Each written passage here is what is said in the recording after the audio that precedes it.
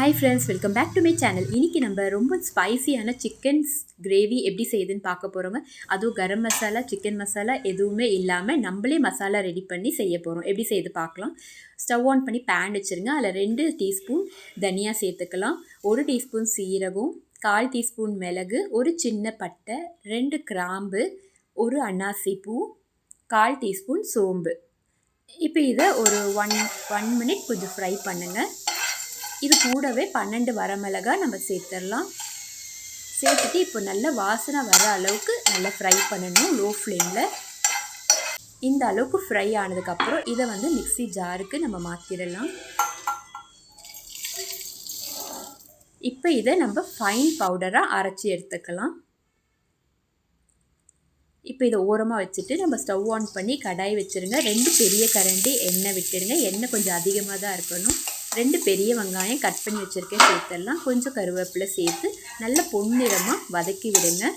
வெங்காயம் நல்லா வதங்கினதுக்கு அப்புறமா ஒரு பெரிய டேபிள் ஸ்பூன் அளவுக்கு இஞ்சி பூண்டு பேஸ்ட்டு நம்ம சேர்த்துடலாம். சேர்த்துட்டு நல்லா இஞ்சி பூண்டு ஸ்மெல் போகிற அளவுக்கு நல்லா மீடியம் ஃப்ளேமில் வதக்கி விடுங்க. இப்போது வெங்காயம் இஞ்சி பூண்டு பேஸ்ட் நல்லா வதங்கிடுச்சு. இப்போ நம்ம 1/2 கிலோ சிக்கன் எடுத்துருக்கோம். அதை நல்லா கழுவி இப்போ சேர்த்துடலாம்.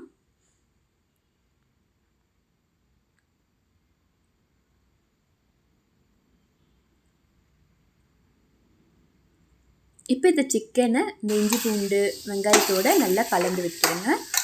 ஒரு மூடி போட்டு மீடியம் ஃப்ளேமில் ஒரு 5 நிமிஷம் வேக விடுங்க. இப்போ 5 நிமிஷம் கழித்து நம்ம திரும்ப ஓப்பன் பண்ணி நல்லா கலந்து விட்டுடலாம்.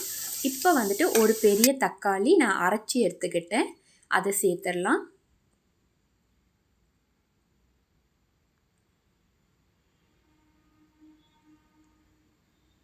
இப்போ இது கூடவே 1/4 டீஸ்பூன் மஞ்சள், 1 டீஸ்பூன் ஃபுல்லாக கல்லுப்பு சேர்த்துட்டு நல்லா கலந்து விட்டுடுங்க.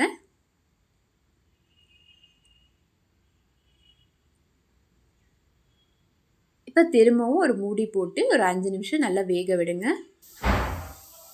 இப்போ 5 நிமிஷம் கழித்து பாருங்கள், நல்லா தண்ணி விட்டுருக்கு. நம்ம தண்ணி எதுவுமே ஊற்றலை, ஆனால் சிக்கன்லேயே தண்ணி விட்டுருக்கு. இப்போ இதை நல்லா கலந்து விட்டுருங்க. இப்போ நம்ம அரைச்சி வச்சுருக்கோம் மசாலா இல்லைங்களா, அதை இப்போ மசாலா பவுடர் சேர்த்துடலாம். சேர்த்துட்டு நல்லா கலந்து விட்டுருங்க.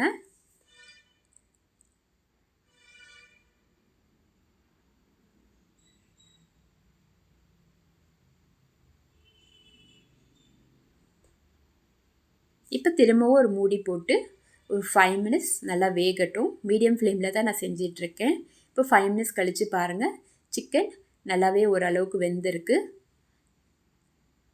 இப்போ நம்ம காரத்துக்கு 1/2 டீஸ்பூன் சில்லி பவுடர் நம்ம சேர்த்துக்கலாம். சில்லி பவுடர் ஆப்ஷனல் தான். இப்போ நல்லா கலந்து விட்டுருங்க. இப்போ திரும்பவும் மூடி போட்டு ஒரு 5 நிமிஷம் சிக்கன் நல்லா வேகிற அளவுக்கு மூடி போட்டு வைங்க. இப்போ பாருங்கள், நம்ம சிக்கன் நல்லாவே வெந்துருச்சு. அவ்வளோதாங்க, கொத்தமல்லி தூவி இறக்குனீங்களா, நம்மளோட சிக்கன் கிரேவி ரெடி. இது கண்டிப்பாக ட்ரை பண்ணி பாருங்கள், ரொம்ப நல்லாயிருக்கும் டேஸ்ட்டு.